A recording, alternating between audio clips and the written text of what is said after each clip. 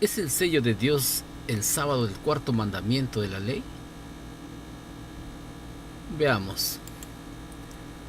Y nos atestigua lo mismo el Espíritu Santo, porque después de haber dicho, este es el pacto que haré con ellos después de aquellos días, dice el Señor, pondré mis leyes en sus corazones y en sus mentes las escribiré. Hebreos 10, 15, 16. Según este versículo, quien escribe la ley en el corazón de las personas, de los creyentes, es el Espíritu Santo. Hay un conflicto si el sello de Dios es el sábado o el Espíritu Santo. ¿Tú qué opinas? Vamos a usar estos textos: Efesios 1, 13, 14, 4, 30, 2 Timoteo 2, 19, Apocalipsis 7, 1 al 4 y 14, 1. Primeramente empezaremos leyendo Efesios 1, 13 y 14. En él también vosotros, habiendo oído la palabra de verdad, el evangelio de vuestra salvación, y habiendo creído en él, fuisteis sellados con el Espíritu Santo de la promesa, que es las arras de nuestra herencia hasta la redención de la posesión adquirida para alabanza de su gloria. Según estos versículos, dice que el Espíritu Santo nos ha sellado como una garantía. Las arras son como una garantía, como un anillo de compromiso que va a cumplir su palabra. Si leemos Romanos 8, todo el capítulo, nos vamos a dar cuenta. Reiteradamente el Espíritu Santo dice que nos hace ver que somos hijos de Dios. Entonces esa es la posición que tienen algunos que objetan que el sábado sea el sello de Dios, sino que es el Espíritu Santo. Y dicen, mira, acá dice bien claro, con quien hemos sido sellados es con el Espíritu Santo. Ese es el que sella. Bueno, sigamos viendo otros versículos. Efesios 4:30 dice, y no contristéis al Espíritu Santo de Dios, con el cual fuisteis sellados para el día de la redención. Y 2 Timoteo 2:19 dice, pero el fundamento de Dios está firme, teniendo este sello: conoce el Señor a los que son suyos, y apártese de iniquidad todo aquel que invoca el nombre de Cristo. En esta parte del sellamiento, ya el Señor está diciendo, mediante su Espíritu, que deberíamos mantenernos cerca de Dios, o vivir en santidad, como se presenta muchas veces en las cartas, tanto de Pedro como de Pablo también, ¿no? Vivir en santidad. Pero acá Pablo dice en 2 Timoteo, dice, apártese de iniquidad. La palabra iniquidad es igual a inicuo. ¿Y dónde encontramos inicuo? En 2 Tesalonicenses 2:9. Dice, inicuo cuyo advenimiento es por obra de Satanás, con gran poder y señales y prodigios mentirosos. O sea, la palabra iniquidad está relacionado con el hombre de pecado. Y el hombre de pecado se opone a la ley. Según otras versiones, no dice el hombre de pecado, sino el hombre que se opone a la ley de Dios. Entonces, cuando Pablo dice en 2 Timoteo 2:19, apártese de iniquidad todo aquel que invoca el nombre de Cristo, está diciendo, si tú tienes el sello de Dios, deberías vivir obedeciendo los mandamientos de Dios. Si tú lees Romanos, todo el capítulo completo, o toda la carta, mejor dicho, vas a encontrar que la ley de Dios, Pablo lo presenta en varias oportunidades que está vigente. Cuando lo estudias a profundidad, vas a encontrar respuestas positivas acerca de que la ley está vigente. Bueno, el asunto es de que si tú tienes el sello de Dios, no puedes estar viviendo, transgrediendo los mandamientos de Dios. Pero bueno, sigamos. Apocalipsis 7:1 dice, después de esto vi a 4 ángeles en pie sobre los 4 ángulos de la tierra, que detenían los 4 vientos de la tierra para que no soplase viento alguno sobre la tierra, ni sobre el mar, ni sobre ningún árbol. Vi también otro ángel que subía de donde sale el sol y tenía el sello de Dios vivo y clamó a gran voz a los 4 ángeles a quienes se les había dado el poder de hacer daño a la tierra y al mar, diciendo: no hagáis daño a la tierra ni al mar ni a los árboles, hasta que hayamos sellado en sus frentes a los siervos de nuestro Dios. Y oí el número de los sellados, 144,000 sellados de todas las tribus de los hijos de Israel. Acá se presenta también el sellamiento, pero acá el sellamiento ya es más descriptivo. Dice que el sello se pone en la frente de los siervos de Dios. ¿Qué es el sello de Dios? Yo creo que esa es la gran incógnita que tenemos al estudiar esta parte de las objeciones acerca del día de reposo.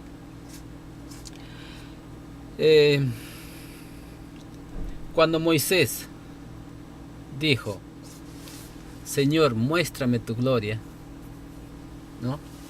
¿Qué le dice Dios? Que haría pasar su gloria delante de él, pero y cuando pasa la gloria de Dios,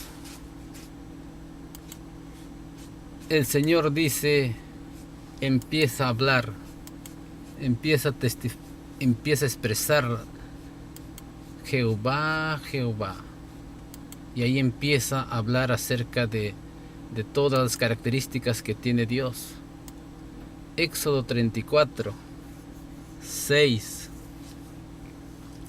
Dice: y pasando Jehová por delante de él, proclamó: Jehová, Jehová, fuerte, misericordioso, piadoso, tardo para la ira y grande en misericordia y verdad, que guarda misericordia a millares, que perdona la iniquidad, la rebelión y el pecado, y que de ningún modo tendrá por inocente al malvado, que visite la iniquidad de los padres sobre los hijos, y sobre los hijos de los hijos hasta la 3ª y 4ª generación.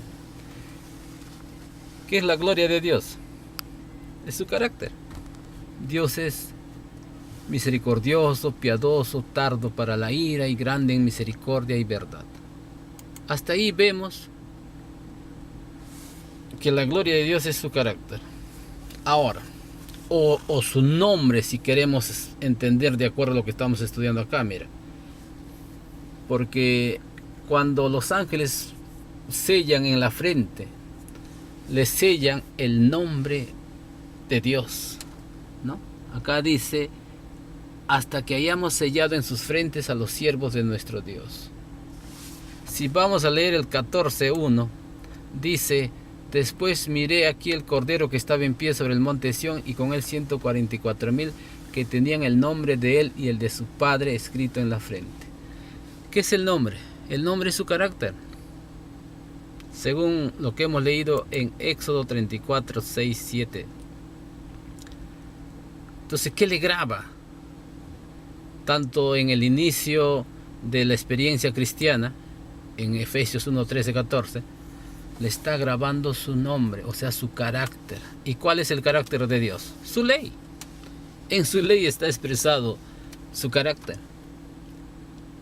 Cuando Pablo dice en Timoteo: apártese de iniquidad todo aquel que invoque el nombre del Señor, está diciendo: deja de transgredir sus mandamientos. Pero bueno, es importante que nosotros entendamos que debemos vencer, como dice Apocalipsis 15, los primeros versículos. Romanos 3:31 dice: por la fe invalidamos la ley en ninguna manera, sino que confirmamos la ley.